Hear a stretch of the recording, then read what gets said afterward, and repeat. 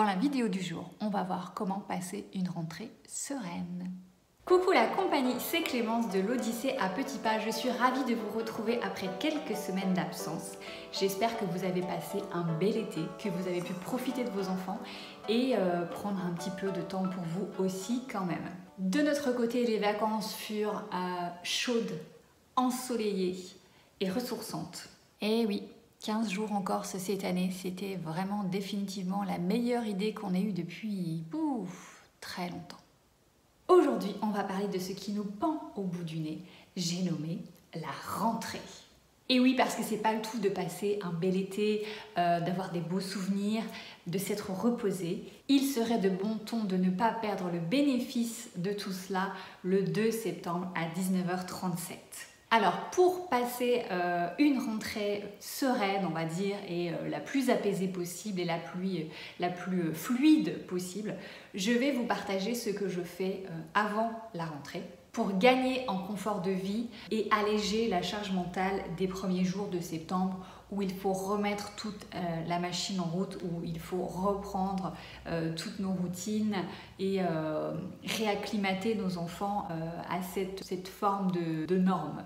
Comme d'habitude, je vous invite à prendre ce qui vous intéresse, à laisser ce qui ne vous intéresse pas ou ce qui ne vous parle pas, ce qui ne correspond pas à votre situation ou vos envies. Et surtout, n'hésitez pas à partager en commentaire comment vous procédez, quelles sont les choses que vous faites, ce que vous mettez en place pour passer une rentrée agréable et qui pourrait servir qui pourrait me servir et qui pourrait servir à tous les parents qui regardent cette vidéo. J'allais oublier, et comme d'habitude, n'hésitez pas à vous abonner à la chaîne si ça n'est pas déjà fait, à aller voir ce qui existe déjà sur cette chaîne et à vous inscrire au Routard de la parentalité, une newsletter fort utile si vous êtes parent, si vous gérez des enfants. Je vous mets les infos en dessous dans la description. Allez, c'est parti! Alors la première chose que je fais pour passer une rentrée sereine, c'est de faire les courses scolaires au début de l'été. Ah non mais j'hallucine quoi, la nana nous donne un conseil qu'on ne peut même pas l'appliquer parce que le début de l'été il est fini. Donc là c'est mort en fait. Je suis sûre que vous saurez apprécier à sa juste valeur ce conseil qui arrive avec 10 mois d'avance, qui est quand même assez génial de pouvoir se projeter à ce point et que vous pourrez mettre en application en juillet 2022. Alors cette année, nous avons 2 enfants sur 3 qui sont à l'école primaire, donc ce qui implique un petit peu de courses à faire. Donc l'avantage de le faire au début de l'été, si j'avais besoin de vous convaincre, eh bien tout simplement il y a moins de monde dans les magasins parce qu'on n'est pas si nombreux finalement à faire ça, donc on a les rayons pour nous. Il n'y a pas de rupture de stock parce que tout le monde s'est rué sur les Ardos Velleda et qu'il n'y en a plus. Et puis aussi, et c'est pas rien, ça ne sent pas la rentrée. Vous savez, ce sentiment que les températures baissent, que l'ensoleillement s'appauvrit, bon, même si cette année ça sentait la rentrée tout l'été. C'est une atmosphère plutôt plaisante parce qu'en fait on fait ça, on fait cette tâche-là, ensuite on classe l'affaire et on profite des vacances. Donc je trouve ce système assez plaisant. Le seul petit bémol éventuellement, c'est que vous n'aurez pas les promos, les moins 30%, les moins 40% qui sont étiquetés fin août sur certains produits. Tout simplement parce que c'est le début de la saison et que les marques ne bradent pas. Mais en dehors de cela, ça reste pour moi une façon de terminer son été sereinement. La deuxième chose que je fais, c'est que je photocopie les carnets de vaccination des enfants. Là, tout est prêt. Je les photocopie en 2 ou 3 exemplaires. Vous faites selon ce dont vous aurez besoin, évidemment. Ça permet, le jour de la rentrée où ils vont revenir avec la liste des documents à fournir, de simplement ouvrir la pochette, de mettre les documents demandés dans la pochette des enfants. Ils ramènent ça à l'école le lendemain et l'affaire est classée.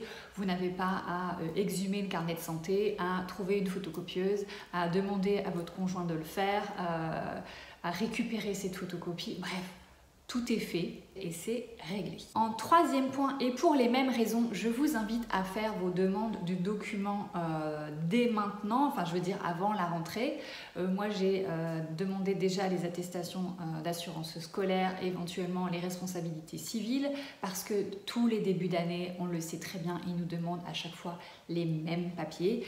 Donc en fin de compte, on sait très bien ce qui nous pend au bout du nez, donc autant l'anticiper parce que moi je trouve ça plus confortable de le faire entre guillemets en avance de mon plein gré que d'avoir la ligne à cocher dans lequel il texte, ramener les papiers, demander tel truc, voilà. C'est pas que c'est long à faire, c'est pas que c'est forcément contraignant, mais quand il y a ça, plus ça à faire le 2 septembre au soir ou le 3 ou le premier week-end, bah, on n'a pas envie de passer notre temps à ça. Donc anticipez-le au maximum et comme ça, vous n'avez qu'à profiter de la vie. Ensuite, tout est prêt. Vous pouvez aussi, en 4e point, vous assurer que vous avez encore suffisamment de photos d'identité et si tel n'est pas le cas, de vous rendre chez un photographe ou de passer au photomaton pour vous faire votre petit stock de rentrée parce que ça va assez vite. En général, il en faut une ou deux pour l'inscription à l'école, il en faut une pour l'inscription aux activités extrascolaires, enfin bon bref, encore une fois, ça vous évite de courir entre guillemets le premier week-end, vous occuper de ça. Vous pourrez faire d'autres choses à la place plus intéressantes et bien sûr de fouiller avant ça et vous assurer que vous n'en avez pas des vieilles qui pourraient être réutilisées parce que bon, les enfants changent, oui, mais enfin d'une année sur l'autre, sur la fiche d'inscription à l'école, si c'est la photo de l'année d'avant, c'est pas grave. Moi j'en profite en général dans ce genre de demande de photos, de remettre les photos qu'on a, les photos d'identité qu'on a quand ils font les photos de classe, c'est peut-être votre cas aussi. On a plusieurs photos d'identité fantastiques qui sont inutilisables dans un contexte officiel puisque l'enfant sourit, est joyeux et en général pris de photos de 3/4. Donc vous ne pourrez jamais les utiliser pour faire un passeport, une carte d'identité ou des documents officiels. Donc c'est l'occasion de vider le stock de la photo mignonne à ce moment-là dans les différentes fiches d'inscription. Le 5e conseil, c'est d'étiqueter les vêtements d'extérieur avec lesquels vos enfants vont à l'école et donc les vêtements qui potentiellement vont être oubliés sur le crochet dans le couloir de la cantine ou au centre aéré du soir. Vous pouvez aussi bien sûr étiqueter le cartable, le sac à doudou pour les petits qui rentrent à l'école maternelle. Et bien sûr, étiqueter le doudou. Pour ce qui est de l'étiquetage du doudou, j'ai fait une vidéo à ce sujet. Je vous la mets en lien pour pouvoir cliquer et aller la visionner. Vous pouvez également, dans le même genre, noter nom et prénom dans les chaussures de votre enfant. Alors, je dis ça évidemment pour les tout petits. Bon, les grands, ça va, ils se débrouillent. Ça facilitera la vie de l'enseignant ou de l'enseignante ou de l'ATSEM lors des réveils de sieste notamment. Ça évitera les chipatouilleries parce que 2 enfants ont la même paire de chaussures et qu'ils sont en train de se les intervertir et voilà. Et ça évitera que votre enfant se retrouve avec les chaussures de son petit camarade de classe qui sont trop petites mais sans qu'il n'ait osé rien dire ou remarquer, sans qu'il n'ait rien remarqué à cette situation. En 6e point, ça serait de prendre un rendez-vous chez le médecin dès maintenant pour le 15-20 septembre, je vous laisse juge de la date appropriée afin d'obtenir les certificats médicaux d'aptitude à la pratique d'une activité sportive extrascolaire. Si vous avez des enfants en âge, il est fort à parier qu'ils vont pratiquer une activité en dehors du cadre scolaire et vous aurez besoin de ce document-là. Donc l'idée de le faire en anticipation, eh bien, c'est tout simplement d'avoir le choix dans le créneau horaire et dans les dates disponibles chez votre médecin. Moi, j'adore faire ça en ligne parce que je n'aime pas appeler et quand on me demande les dates, les créneaux, je suis un peu en panique parce que je demande quel moment sera le plus opportun et ça me stresse et je prends toujours le mauvais horaire ou la mauvaise date.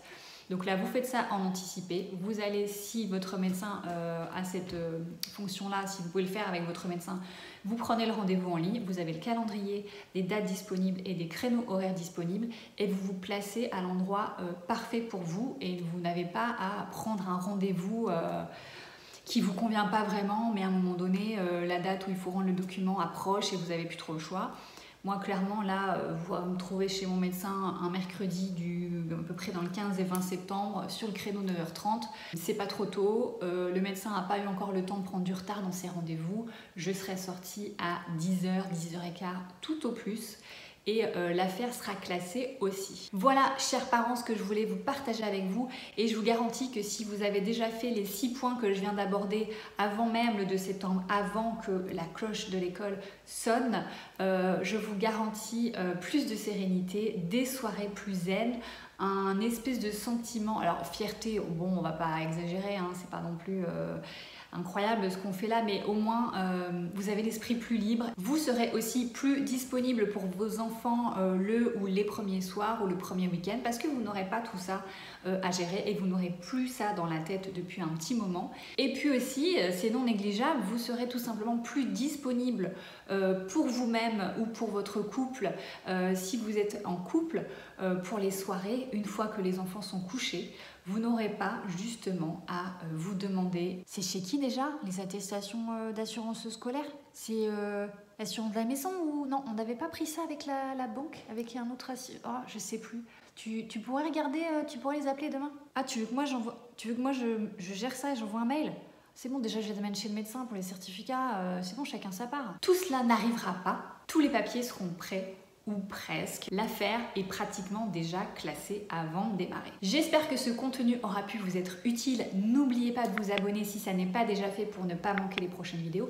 Parlez de l'Odyssée à petits pas autour de vous. Je vous laisse là. J'espère que vous allez très bien. Je vous embrasse. Je vous dis à la prochaine. Ciao, bye.